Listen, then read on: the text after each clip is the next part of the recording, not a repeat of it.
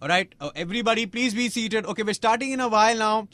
Just wait for the curtains to unfold.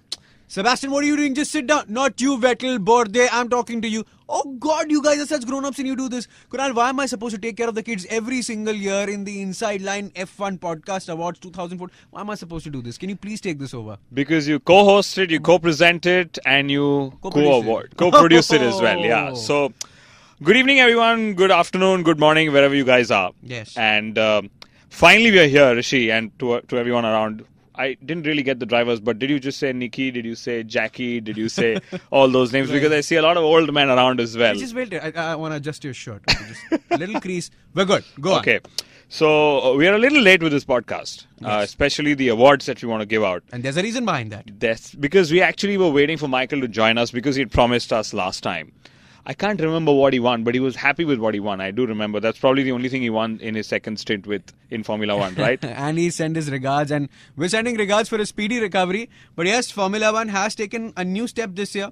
2013 saw a lot of exciting moments and a lot of not so exciting moments as well. And all of them are going to be mentioned tonight, at least the important ones. So should we begin with the awards? Yeah, let's really get on with it, Rishi, because everyone's waited too long, including Kimi for his salary. Okay, so let's just get cracking. Okay, we're going to be having, just like last year, a few categories, a few nominations, and finally a winner. Okay, before I do that, I must tell you, but they're called the awards for 2014, but they actually applied 2013 because, you know, all the action happens there, but the upcoming season hosts the winners for that action. So, if I've explained and confused both at the same time, Confused. The first category for the year is the Fulcrum of the Year award. Fulcrum of the Year means something that facilitates and something that aggravates anything in Formula One. Correct. So, the nominees for Fulcrum of the Year award are Adrian Newey, the Pirelli P0 tires, yes, and McLaren.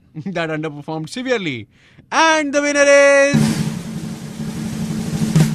Sebastian Vettel from Multi 21, because I think that aggravated the biggest press release in Formula One in history ever. So thank you so much, Sebastian. Please come and collect your trophy.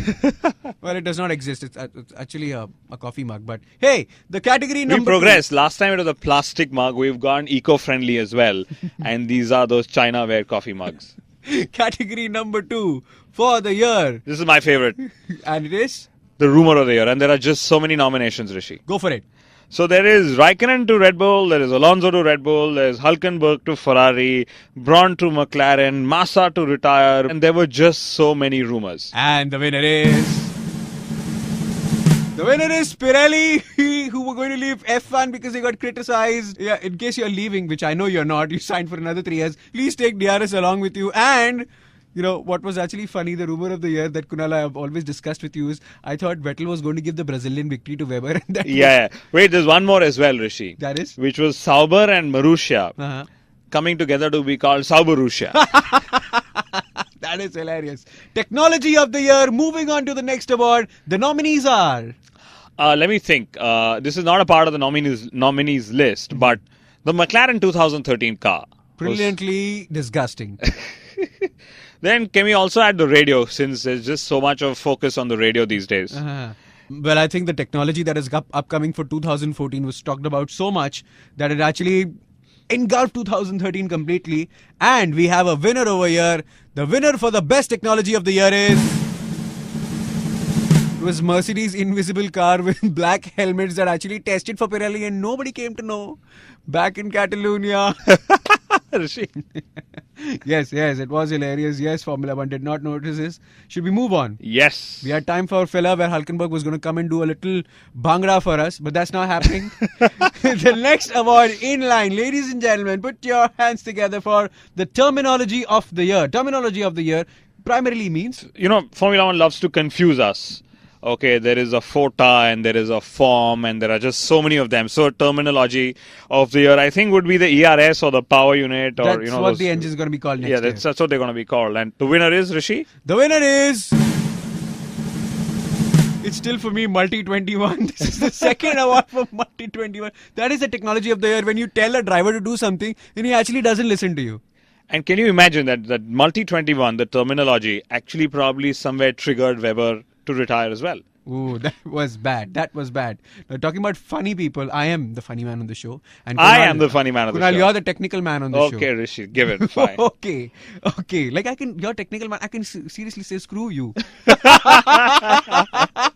Okay, that's enough for humor for now. But joke of the year in 2013 was Introduction of the 1.6 liter V6 turbo engines. okay. That was really funny. Lotus hiring a Maldonado over the Hulkenberg. Okay. What do we got? We've got the Iceman as well leaving, the Pirellis bursting, and there were just... It was a funny season, Rishi. And you know what? The Inside Line Formula One podcast made it funnier as well. Congratulations. Yes. We made it funny, but we still have a winner for the category. The winner for the category is that fire truck driver in Korea who just got his car in front of Vettel, and that became a 23-car race for 2 laps. Bravo, wherever you are, sir. You made us talk about you. Have you managed to call him to collect the award as well, Rishi? No, I think he's been deflected to spy to North Korea. So I think the king has to do something with that. Waiting in line, next category, coming all the way from the bar, is the sad one. The demise of the year. Demise of the year is something we're going to miss in Formula One, where we literally don't mean demise, but yes, some things that leave Formula One, maybe forever, maybe for temporary. And that, both me and Kunal believe, has only one nomination and one winner, and that is... The Indian Grand Prix, Rishi. The race is not going to be there in 2014. Well, with the new rules, it would have been an exciting race. We have a great circuit. But, if you ask me, it's one of the best races in the whole calendar because Vettel wasn't booed at the Indian Grand Prix. Yeah, and that actually makes, I'm going to introduce a new category, that the fan of the year was the Indian Formula One fan. Yes, that's a fan. So let's give it up for woohoo! Indians in Formula One. All the way out there. You make us proud. You make us represent you. Next award in line is the pit stop of the year. Pit stop's really important. Next year, really, really important because you're trying to save as much time as you can in a pit stop. That can make or break your race. Kunal, pit stop of the year. Nominees, please. The nominations, Rishi, this is pretty straightforward. Yes. Okay. The world record pit stop that Red Bull had. Oh, the 2.1 seconds. The 2.1 seconds, was it? Yes. Then there was also a pit stop where a wheel flew off and hit a cameraman. And that's not funny, let me tell you. That's really okay. bad. Then there was also in Malaysia where Sahara Force India had a pit stop gaffe as well. When both cars actually retired in pits. Sadly, yeah. Ah. So your nominees with you. Who's the winner, Rishi? Yes, the winner awaits. And the winner is Lewis Hamilton for driving into McLaren's pit box in the first race. Hey, where am I? This is like home. Whoa. Hamilton will collect his trophy later. He also promised to do a rap song and get Roscoe and his buddy along as well. What happened to all that? Roscoe doesn't have the dates. Okay, moving on. Promotion of the year. Promotion of the year primarily doesn't only mean marketing. It could mean a better existing role. Exactly. Better opportunity. So the nominees are, of Yes. course, Raikkonen to Ferrari, Magnussen to McLaren, Correct. Kovalainen to Lotus for the 2 races that he did when Kimi was on medical leave, Correct. Ricciardo to Red Bull Racing. Lots And of the winner, Rishi, is... A's. It's a tough one, I guess. The envelope opens and the name in front of my eyes, Kunal, you're not going to believe this, is Felipe Massa. Ask me why. Why, Rishi? Because finally, by getting promoted to Williams F1, he becomes the number 1 driver for the first time in his career. Oh my God. I can't believe you actually have said that. But I also had another brainwave, Rishi. That is? Since you said marketing, etc. Yeah. Okay. The Greenpeace activists at the Belgian Grand Prix. That was priceless. That was, imagine getting millions of people to watch you and then, well, not really like you. Okay, moving on. The next awards, and the one that I really like is, how did that happen? Formula One is full of surprises. You don't know what happens, what crops up. It just suddenly steals your attention and then goes away, withers away with the wind. So, Kunal, the nominations for how the hell did that happen are... 13 Grand Prix victories for Sebastian Vettel. Ooh. Perez leaving McLaren or rather being dropped. Sahara Force India's new lineup. Even Michael Schumacher's accident that comes to my mind. Okay. Correct. And can you imagine, we had boring races in Spa and Italy. Which are our favorite circuits. Yes. And, also Alonso's DRS issue in Bahrain. After 3 years of having the technology, we still have issues with the DRS. That is a close one. Now, let me see. The envelope is in my hand. And the winner is... Mercedes and the secret Pirelli test. How did they manage to do that and not get a penalty? Actually, and now there is even bigger a question. Yes. I don't know who's going to come to collect the award, given there are so many heads in Mercedes. Do you think it's Paddy? Do you think it's Nicky? Do you think it's Toto? Or because Braun was around for 2013, he's going to be allowed to come collect the award? Yes, he's going to be allowed to come do that. Or if, well, Roscoe can come then. Woof, woof, it is. Well, a very similar award, but still has a lot of fun factor in it, is the wow factor of the year. Things surprise you in Formula One, surprise you how? I'm still surprised that Eddie Irvine is allowed to talk about it. So the wow factor of the year, the things that actually blow your mind are... My first nominee would be to the RB9. What a The car. Adrian Newey designed, pencil drawn that the PR stories keep coming. Brilliant car. 13 Grand Prix in the season? Yeah. Then you have Sauber's resurgence with Hulkenberg. Nobody would have imagined that. Yes. Much like nobody imagined McLaren's underperformance. Raikkonen's medical leave. Okay. I mean, there couldn't have been a better cover-up, right? And the winner for me is... Rosberg's front wing actually falling off the car in Korea because I look really, really hilarious. And he actually won more races than Hamilton in 2013. Can you believe that? Woo! Woo! Brittany! Hit me, baby, one more time. Like, not literally. So, Rishi, this is where we were expecting Kimi to come up on stage and mumble a few words. Okay. But I've got something better. I happened to speak to the doctor who was treating Kimi All right. during his medical leave. All right. Can you imagine what the doctor actually could tell him? What did the doctor tell him?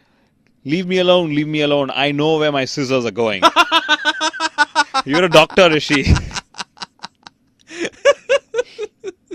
Yes. I know. Chaos of the year. Very well deserved category. Has to happen in Formula One. If there's no chaos, there's no news, there's no inside line F1 because there's nothing to talk about. Yeah. Chaos of the year has nominees. Yeah.